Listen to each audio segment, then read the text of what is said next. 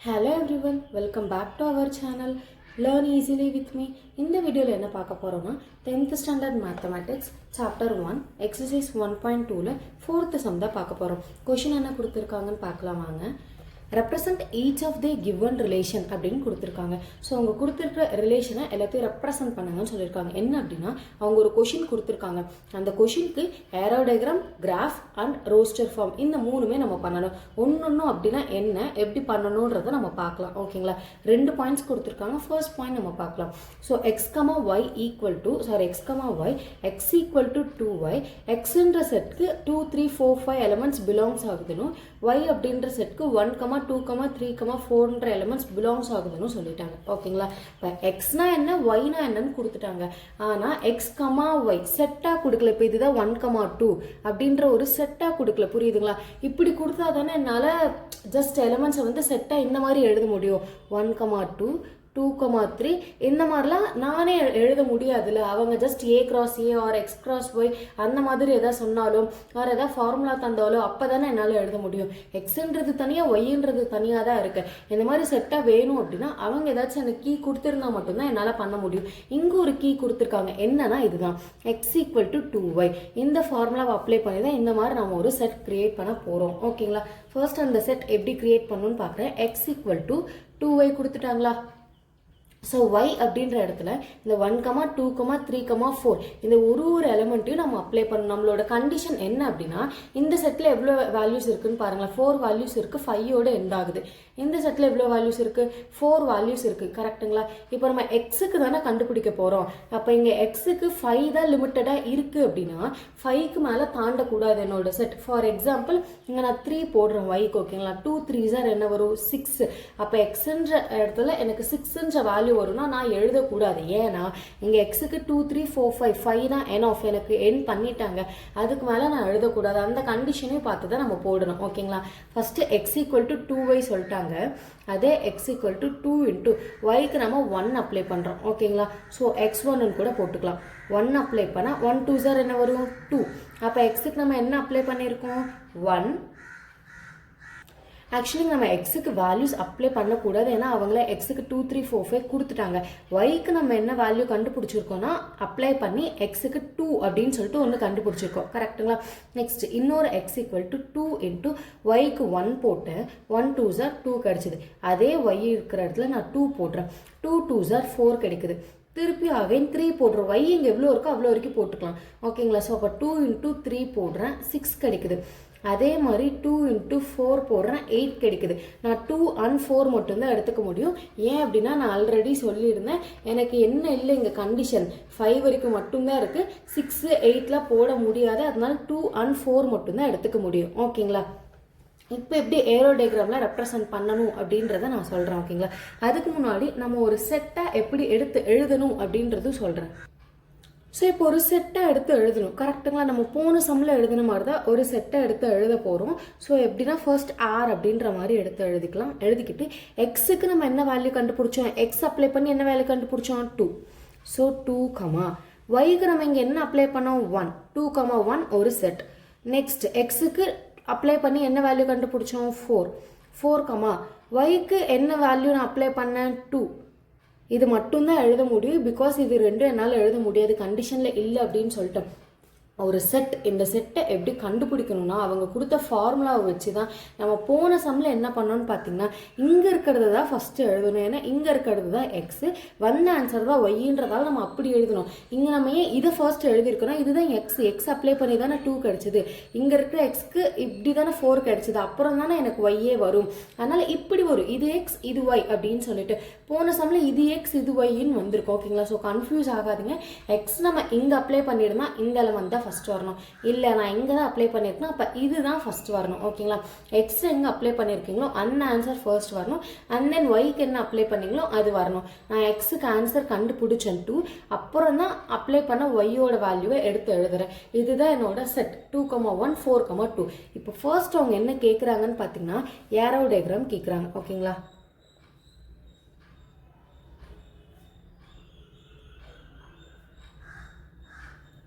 So aero diagram எப்படி போடணும் அப்படின்றத நான் சொல்கிறேன்.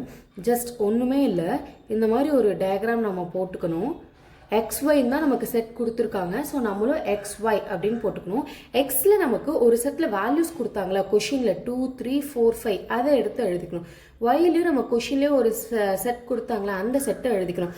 இப்போ நடுவில் மேப் பண்ணணும். எப்படி மேப் பண்ணணும்னு நமக்கு இப்போ தெரியும். இதே முன்னாடி போட்டுருந்தா நமக்கு தெரியாது. இப்போ எப்படி தெரியும்னா அதே இவங்க கொடுத்துருக்காங்களே எக்ஸுன்றது 2 ஒய்ன்றது 1. அப்போ எக்ஸுன்றது 2 ஒய்ன்றது 1. இங்கே எனக்கு ஒரு ஃபங்க்ஷன் மேப் ஆகுது. நெக்ஸ்ட் எக்ஸுன்றது 4 ஒய்ன்றது 2.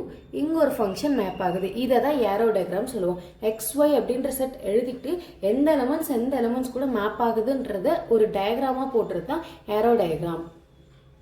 இப்போ ஏரோ டயக்ராம் கொஷினில் கேட்டாலும் முடிச்சிட்டோம். கிராஃபும் அவங்க தான் கேட்டிருக்காங்க. ஓகேங்களா, கிராஃப் பார்த்தீங்கன்னா நானே ஜஸ்ட் லிமிட்டடான ஒரு எலமெண்ட்ஸ் போட்டேன். நான் எப்படி லிமிட்டடாக போட்டேன்னா எக்ஸுன்ற செட்டில் எனக்கு 5 இருந்தது கரெக்டுங்களா.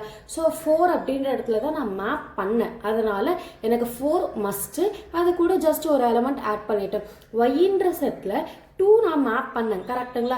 2க்கு மேலே எக்ஸ்ட்ராவாக ஒரு எலமெண்ட் போட்டுக்கிட்டேன். ஏரோ டயக்ராமில் நம்ம எவ்வளோ மேப் பண்ணியிருக்கோமோ அதோட போட்டாலும் ஓகே, அதை விட ஒரு எலமெண்ட் எக்ஸ்ட்ராவாக போட்டாலும் ஓகே. நம்ம கம்மியாக போட்டால் தான் நமக்கு ப்ராப்ளமில் வந்து ஓகே இது எங்கேயோ தப்பு பண்ணியிருக்கோம் அப்படின்ற மாதிரி இருக்கும். ஏரோ டயக்ராம் அப்புறம் ஒரு செட் க்ரியேட் பண்ணோம் பார்த்தீங்களா. என்ன நம்ம க்ரியேட் பண்ணோம் 2, 1 4, 2. அப்போ 2 4 அப்படின்றது எக்ஸ் கரெக்டுங்களா. அப்போ எக்ஸில் 4 கண்டிப்பாக இருக்கணும், ஏன்னா அதுதானே ஹையஸ்ட் நம்பர்.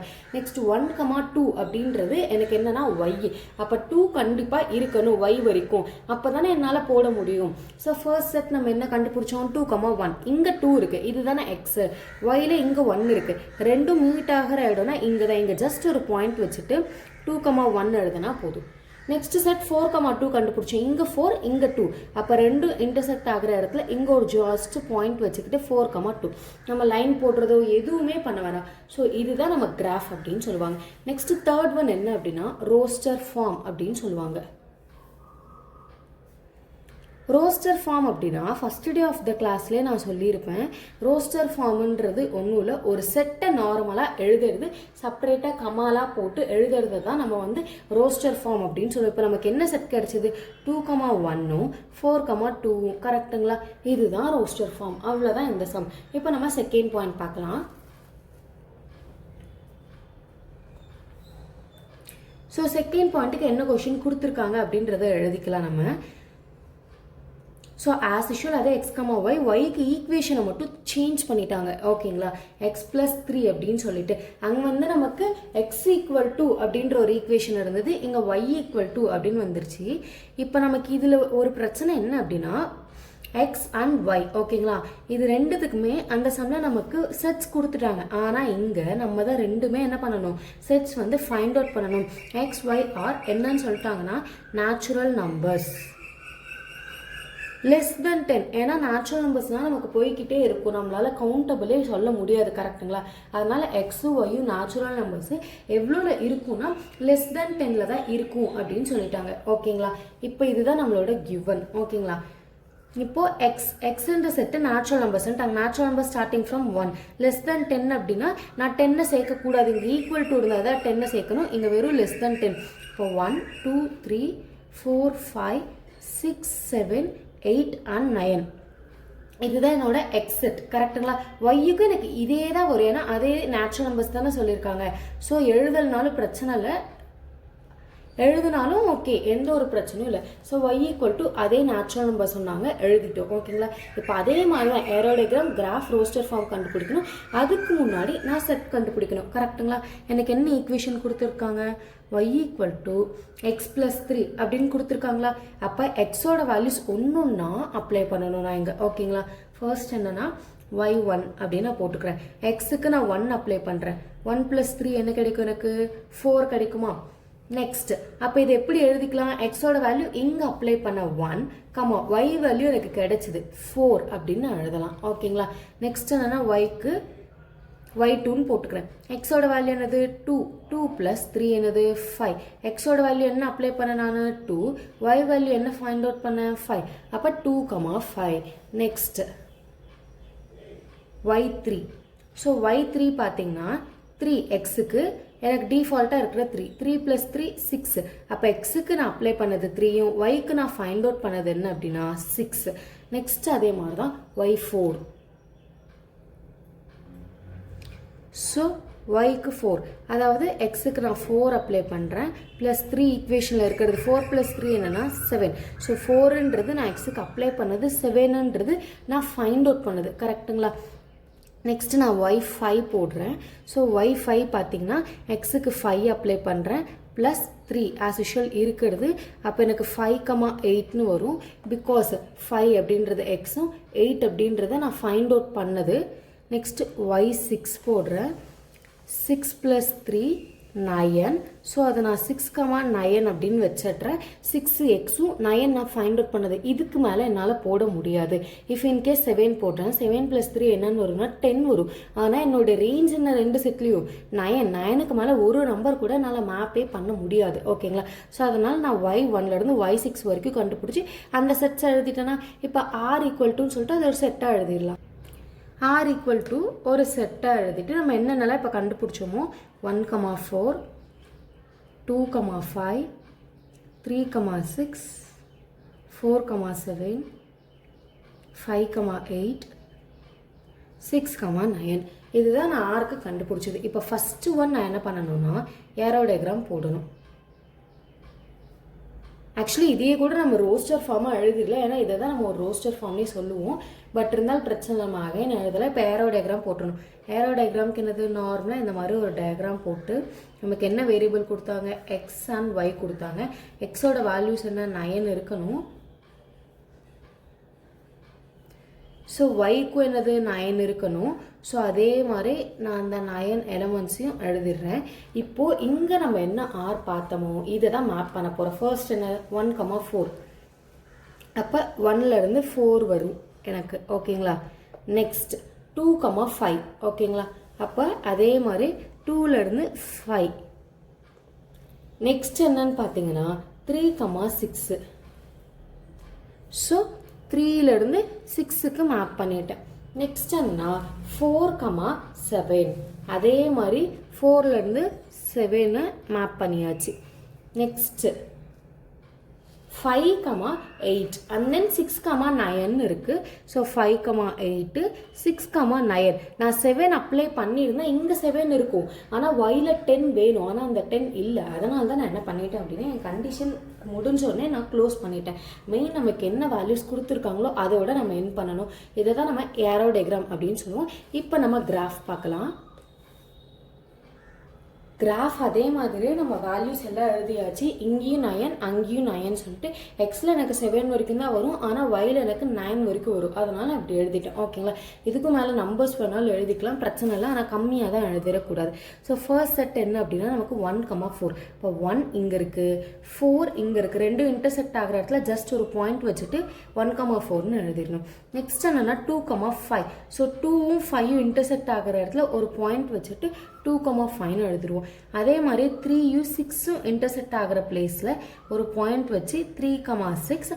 தென் 4ம் 8ம் இன்டர்செக்ட் ஆகிற இடத்துல ஒரு பாயிண்ட் வச்சுட்டு 4,7. 4,7 தானே நமக்கு ஒரு பாயிண்ட்டு. ஸோ 4,7, 8 வராது. 4,7. 5க்கு தான் என்ன வரும்னு பார்த்தீங்கன்னா 8 வரும். ஸோ 5,8. 6ன்ற செட்டுக்கு தான் ஃபைனலாக என்ன வரும் 6,9. ஸோ 1,4, 2,5, 3,6, 4,7, 5,8, 6,9. இதுதான் நம்மளோட கிராஃப். நம்ம என்ன செட் பார்த்தோமோ அதை அப்படியே எடுத்து இங்கே எழுதிட போகிறோம். அதாவது கிராஃபாக இது பண்ண போகிறோம். லாஸ்ட் ஒன் என்னன்னு பார்த்தீங்கன்னா roster form. So roster form நம்ம ஆல்ரெடி ரிலேஷன் செட்டாக எழுதி அகைன் நீங்கள் எழுத போகிறோம்.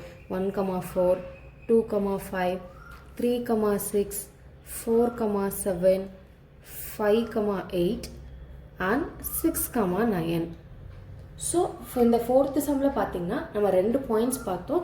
ரெண்டுமே வந்து நம்ம ஒரு செட் கண்டுபிடிச்சி arrow diagram, graph and roster form பார்த்தோம். இதில் ஏதாவது டவுட்ஸ் இருந்தது அப்படின்னா கமெண்ட் செக்ஷனில் கமெண்ட் பண்ணுங்கள், நான் கிளாரிஃபை பண்ணுறேன். அவ்வளோதான் இந்த சம். மோர் வீடியோஸ்க்கு சேனலை சப்ஸ்கிரைப் பண்ணிக்கோங்க, நோட்டிஃபிகேஷன் பெல்லை கிளிக் பண்ணிக்கோங்க. தேங்க்யூ.